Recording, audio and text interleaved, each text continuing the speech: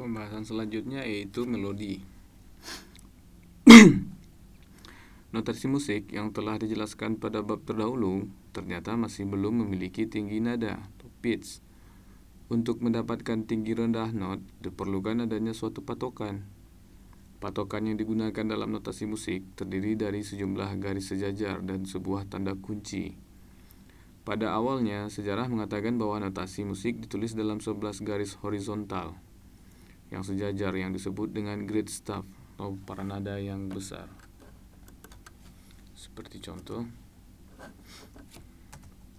ini yang dimaksud dengan grid staff. Jadi sebelumnya para ahli sejarah mengatakan bahwa sebelumnya itu garis paranada ini terdiri dari grid staff, yaitu 11 garis horizontal yang sejajar. Kemudian dengan berjalannya waktu dan beberapa perkembangan sistem penulisan notasi musik, maka paranada besar tersebut dibagi menjadi dua bagian, masing-masing dengan 5 garis horizontal yang sejajar, atas dan bawah. Sementara garis ke-6 seolah-olah ditiadakan. Lebih jauh mengenai hal ini dapat dilihat pada sejarah musik. Sehingga dengan demikian bentuk paranada besar yang dijumpai pada saat ini menjadi seperti ini. Jadi maksudnya yang pada sebelumnya itu terdiri dari 11 garis paranada, grid staff, garis paranada besar. Sekarang yang kita temui sekarang ini adalah garis paranada yang seperti ini. Tanda kunci dan garis bantu. Untuk menentukan tinggi rendah nada, perlu adanya patokan atau dasar yang baku. Patokan yang digunakan untuk menentukan tinggi rendah nada tersebut adalah tanda kunci, clef, yang diletakkan pada awal setiap baris paranada. Ada beberapa tanda kunci yang dipakai sebagai patokan dalam notasi musik, yaitu tanda kunci G, F, dan C. Tanda kunci G sering juga disebut dengan tanda kunci treble atau biola, digunakan untuk nada-nada tinggi. Pada awalnya, tanda kunci ini memang berbentuk huruf G, dan dengan perkembangan sejarah, maka huruf G tersebut akhirnya mencapai bentuk seperti yang sekarang dikenal secara umum. Nah, ini contoh seperti ini. Tanda kunci G yang sering disebut juga treble di biola. Tanda kunci G seperti yang terlihat pada saat ini berpusat pada garis kedua. Untuk mengingatnya, maka letak nada G adalah pada garis kedua dalam tanda kunci G. Jadi ini lekukan ini bukan tanpa alasan. Jadi lekukan yang di sini adalah untuk menunjukkan bahwa nada G ini adalah di ujung garis ini. Jadi lekukan yang seperti ini bertujuan adalah untuk menentukan letak nada G. Jadi secara umum itu hanya untuk mempermudah ketika kita membaca notasi. Kemudian tanda kunci F, sering juga disebut tanda kunci bass atau bass clef, digunakan untuk nada-nada rendah. Pada awalnya tanda kunci ini juga berbentuk huruf F. Dengan perkembangan sejarah, kemudian mengalami beberapa perubahan sehingga mencapai bentuk yang saat ini dijumpai. Seperti contoh sebagai berikut. Jadi F clef ini, bass clef, jadi nada F-nya itu terletak di sini. Nah, ini untuk pembahasan selanjutnya akan kita bahas bagaimana cara membaca notasi pada G clef dan bass clef, F clef. Seperti juga dengan tanda kunci G, tanda kunci F berpusat pada garis keempat. Dan untuk mengingatnya, maka letak nada F adalah pada garis keempat dalam tanda kunci F. Tujuannya adalah untuk mengingat kunci F dengan dikasih titik 2 di sini.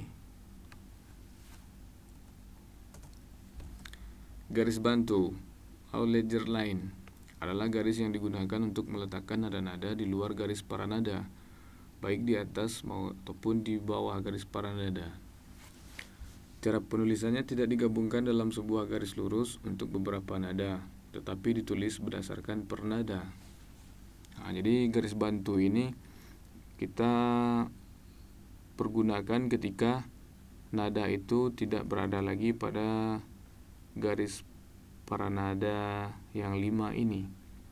Jika sudah naik ke atas di luar ini, maka untuk menandakannya diberikan garis bantu. Ini garis bantu atas, ini garis bantu di bawah. Untuk nada-nada di atas, garis paranada, garis di atas not tidak perlu dituliskan. Dan untuk nada-nada di bawah garis paranada, garis di bawah not tidak perlu dituliskan. Nah, jadi maksudnya ketika nada yang paling tinggi itu dicapai, misalnya nada B, berarti tidak perlu dituliskan garis bantu paranada di atasnya.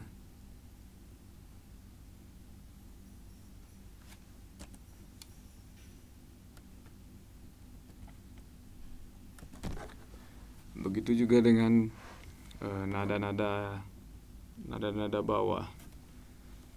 Jadi kalau kita misalnya menulis nada-nada di bawah, itu tidak perlu dituliskan garis bantu lagi di bawah nada yang terendah tersebut.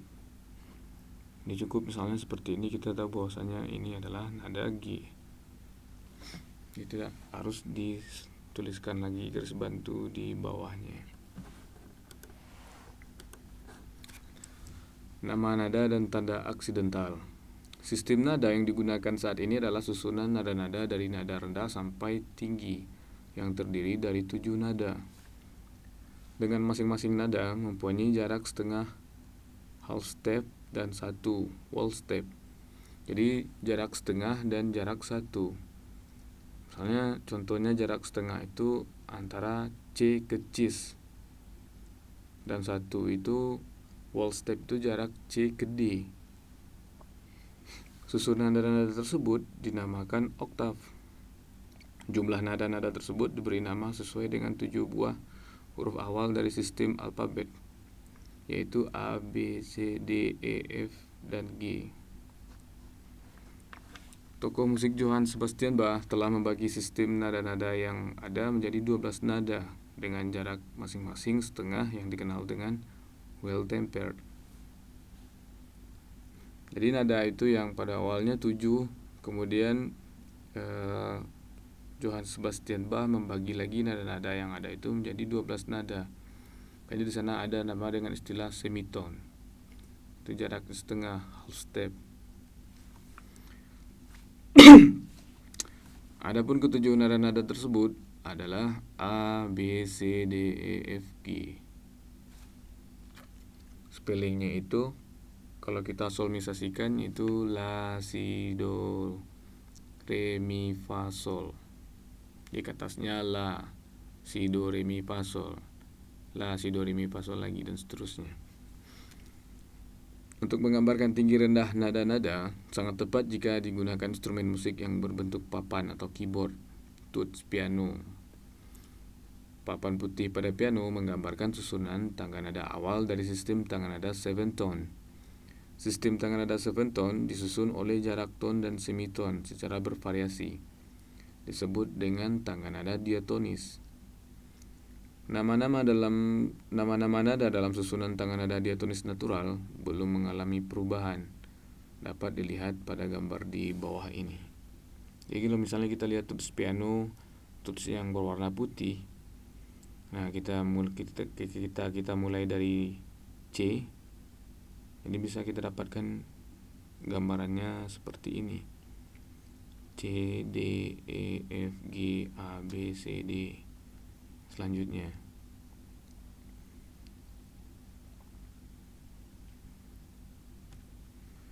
Lanjut.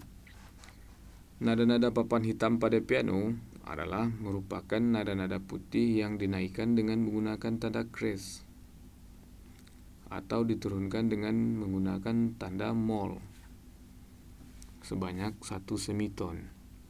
Ini maksudnya setengah nada semiton. Ini tanda kres dan ini tanda mol.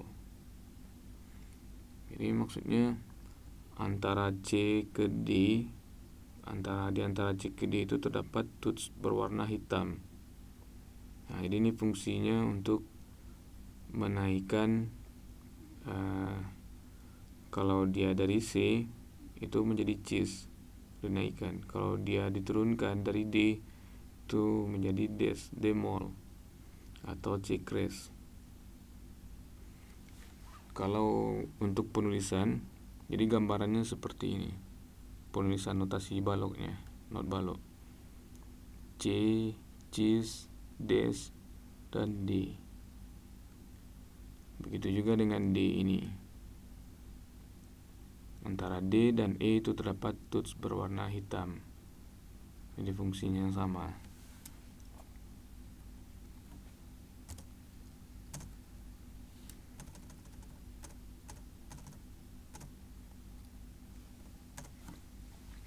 Nada cis dan nada des adalah nada-nada yang mempunyai tinggi yang sama, akan tetapi nama yang berbeda.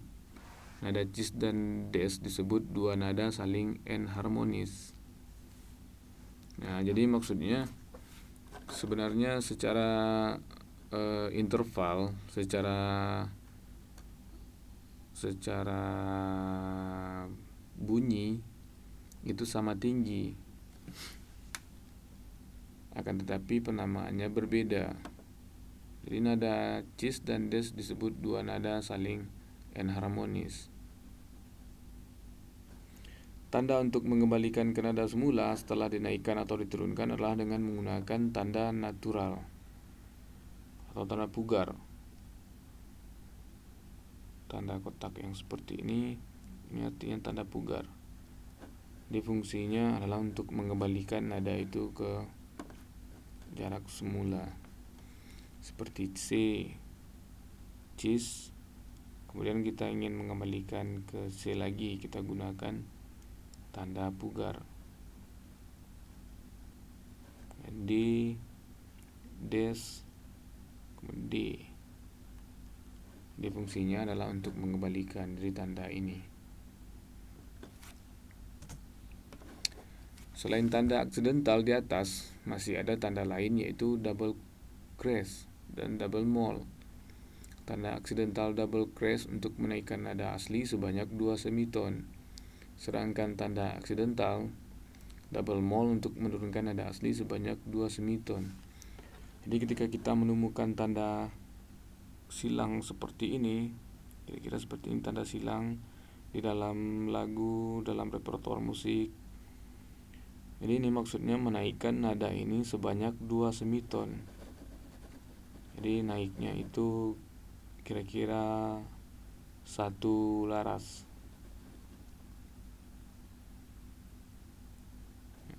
Begitu juga dengan mol.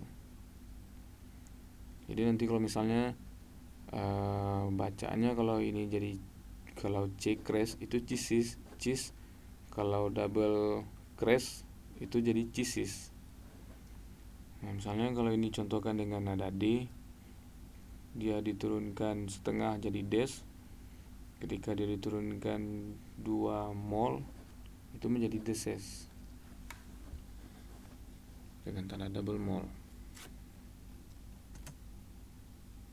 Ya, kira-kira itu untuk teori dasar tentang melodi dan tanda kunci.